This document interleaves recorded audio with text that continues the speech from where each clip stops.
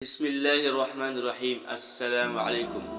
حضرت عیسیٰ علیہ السلام کا معجزہ بیان کیا جاتا ہے کہ بنی اسرائیل میں ایک شخص تھا جس کی بیوی نہایت حسین تھی، جس پر وہ اسرائیلی فریق کرتا۔ چنانچہ جب اس عورت کا انتقال ہو گیا تو اس اسرائیلی کو بڑا قلق ہوا اور ایک مدت تک وہ اس عورت کی قبر پر بیٹھا روتا رہا۔ اتفاقاً حضرت عیسیٰ علیہ السلام کا ادھر سے گزر ہوا تو انہوں نے اس اسرائیلی کو پریشان حال دیکھ کر اس کا سبب معلوم کیا۔ جب اسرائیلی نے اپنا واقعہ بیان کیا تو حضرت عیسیٰ علیہ السلام نے دریافت فرمایا، کیا تو چاہتا ہے میں اس کو تیرے لیے زندہ کر دوں؟ اس نے عرض کیا، ہاں حضور، یہی میں چاہتا ہوں۔ چنانچہ جب حضرت عیسیٰ علیہ السلام نے اس قبر کے مردے کو آواز دی تو قبر سے ایک حبشی غلام جس کے ناک کے نتوں، آنکھوں اور جسم کے دوسرے سوراخوں سے آگ کی لپٹیں آ رہی تھی۔ حضرت عیسیٰ علیہ السلام کو دیکھتے ہی غلام نے کلمہ پڑھا کہ لا الہ الا اللہ عیسیٰ روح اللہ۔ اسرائیلی نے یہ دیکھ کر عرض کیا، حضور مجھ سے غلطی ہو گئی، میری بیوی کی قبر دوسری ہے۔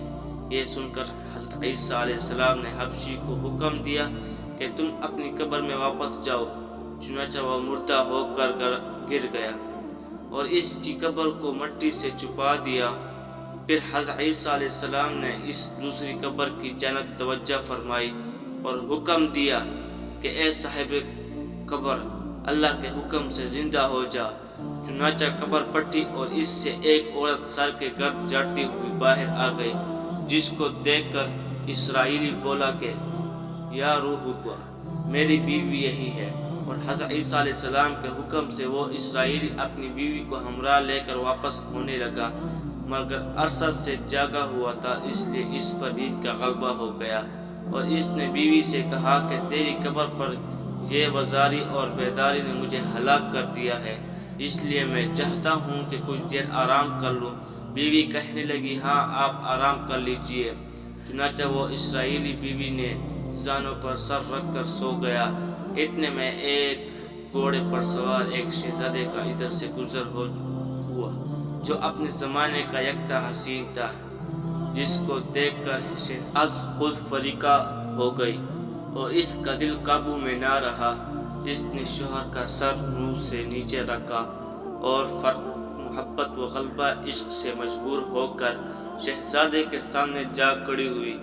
ادھر جیسے ہی شہزادے کی نظر اس پر پڑی، وہ بھی اس کو دیکھ کر اس پر فریفتہ ہو گیا اور عورت کی خواہش پر اس کو اپنے گھوڑے پر بٹھا کر لے گیا۔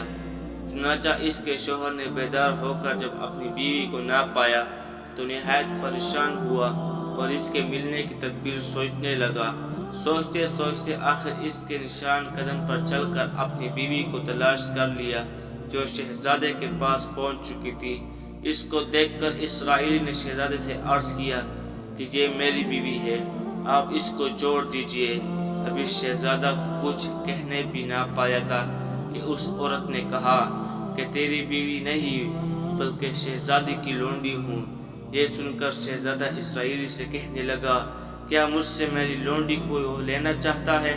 اس نے کہا، خدا کی قسم، یہ میری بیوی ہے جس کو میرے سردار حضرت عیسیٰ علیہ السلام نے مرنے کے بعد میرے لیے زندہ کیا ہے۔ ابھی یہ گفتگو ہو رہی تھی کہ اتفاقاً حضرت عیسیٰ علیہ السلام بھی وہاں تشریف لے آئے، جن کو دیکھ کر اسرائیلی کہنے لگا، یا روح اللہ، کیا میری بیوی وہ نہیں جس کو آپ نے میرے لیے زندہ کیا؟ حضرت عیسیٰ علیہ السلام نے کہا، ہاں یہ وہی ہے۔ یہ سن کر عورت کہنے لگی، یا روح اللہ، یہ شخص جھوٹا ہے، میں تو اس شہزادے کی لونڈی ہوں۔ حضرت عیسیٰ علیہ السلام نے فرمایا، کیا تو وہ عورت نہیں جس کو میں نے اللہ تعالیٰ کے حکم سے زندہ کیا ہے؟ عورت نے کہا، یا روح اللہ، بخدا میں وہ نہیں ہوں۔ اس کے بعد حضرت عیسیٰ علیہ السلام نے فرمایا، جو جان خدا کے حکم سے میں تجھے دی ہے اس کو واپس کر دے۔ یہ سنتے ہی وہ عورت پھر مردہ ہو کر گر پڑی اور حضرت عیسیٰ علیہ السلام فرمانے لگے، جو شخص ایسے آدمی کو دیکھنا چاہے جو کافر مرا تھا، وہ زندہ ہو کر ایمان لایا، تو وہ اس حبشی غلام کو دیکھ لے جو پھر ایمان کی حالت میں مرے، اور جو کوئی ایسے شخص کو دیکھنا چاہے جو مومن مرا تھا پھر اللہ نے اس کو زندہ کیا اور وہ کافر ہو کر حالت کفر میں مر گیا، تو وہ اس عورت کو دیکھ لے۔ اس واقعے کو دیکھ کر اسرائیل نے قسم کھائی، اب کبھی نکاح نہ کروں گا، اور میدان کی طرف نکل گیا جہاں اللہ تعالیٰ کی عبادت میں مصرف رہا۔ اسے موت آ گئی، اللہ تعالیٰ اس پر